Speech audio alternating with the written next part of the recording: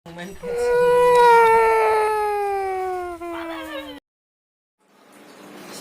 warahmatullahi wabarakatuh. Nama saya Bima Akbar Fadila dari 11 PS1. Pada hari ini saya akan menjelaskan materi konflik. Oke, langsung ke pengertiannya. Konflik secara harfiah, konflik diartikan sebagai suatu pertentangan yang melibatkan perorangan ataupun kelompok.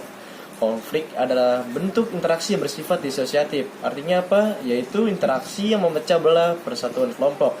Sebagai suatu bentuk interaksi, konflik sosial bertujuan untuk menghancurkan, mengancam, melukai, serta melenyapkan kelompok yang dianggap sebagai lawan. Faktor penyebab terjadinya konflik sosial itu secara garis besar biasanya dipicu oleh adanya perbedaan dalam masyarakat. Perbedaannya itu bisa berupa kepentingan, pendirian, atau kepentingan dan kebudayaan. Secara lebih spesifik, konflik itu bisa dipicu dari perbedaan perasaan, pendirian dan pendapat antar individu maupun kelompok. Lalu ada juga sifat prasangka antar kebudayaan dalam masyarakat. Lalu ada perbedaan kepentingan dalam bidang ekonomi, politik, dan sosial budaya, serta perubahan nilai-nilai sosial dalam masyarakat. Bentuk dan contoh konflik sosial itu sendiri ada yang pertama tuh konflik individual. Konflik individual terjadi antara dua individu yang berbentur kepentingan. Pada dasarnya setiap individu adalah unik sehingga banyak dijumpai perbedaan karakter, pendirian dan keyakinan. Terus perbedaan-perbedaan tersebut kemudian memicu konflik antar individu. Sebagai contoh konkret, pada masa pandemi COVID-19 seringkali dijumpai konflik antara penyewa kontrakan dengan pemilik kontrakan. Dalam hal ini konflik cenderung dilatar belakangi oleh perbedaan kepentingan ekonomi, di mana kedua belah pihak mengalami kesulitan dalam berkompromi dan mencari kesepakatan untuk mencari kesepakatan yang menguntungkan kedua belah pihak. Lalu yang kedua ada konflik antar kelas dan antar kelompok sosial.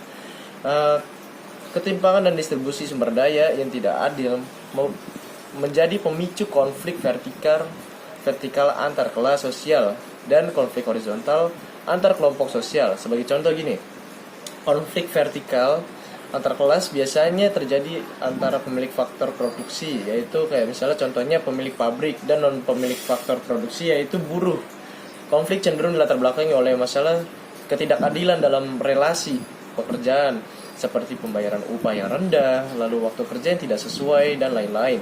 Kalau contoh lainnya dari konflik horizontal antar kelompok sosial dapat terjadi antara sesama buruh pada suatu organisasi buruh. Adanya perbedaan kepentingan, visi dan misi yang antar sesama anggota organisasi dapat memicu terjadinya konflik.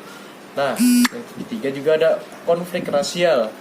Konflik rasial juga tergolong sebagai konflik horizontal. Tapi dalam hal ini konflik rasial bukan dipicu oleh perbedaan ciri fisik, melainkan faktor ekonomi, politik, dan sosial. Faktor utama pemicu konflik rasial adalah kesenjangan sosial ekonomi. Sebagai contoh, konflik ini yang terjadi adalah konflik antara suku Dayak dan Madura. Pada dasarnya dilatar belakangi oleh adanya penguasaan sumber daya ekonomi yang dilakukan oleh kelompok suku Madura terhadap kelompok suku Dayak.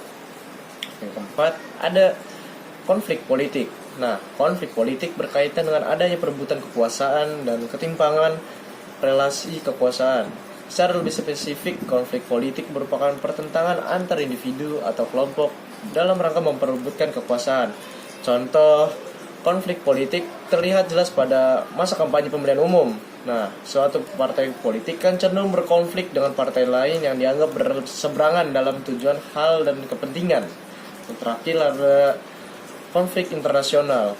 Konflik internasional merupakan konflik yang berada pada ranah internasional atau global dengan melibatkan dua atau beberapa negara. Konflik internasional biasanya terkait isu kedaulatan negara dan sengketa perbatasan. Contohnya tuh kayak konflik internasional sering muncul di media, yaitu konflik antara Palestina dan Israel ataupun konflik di Timur Tengah.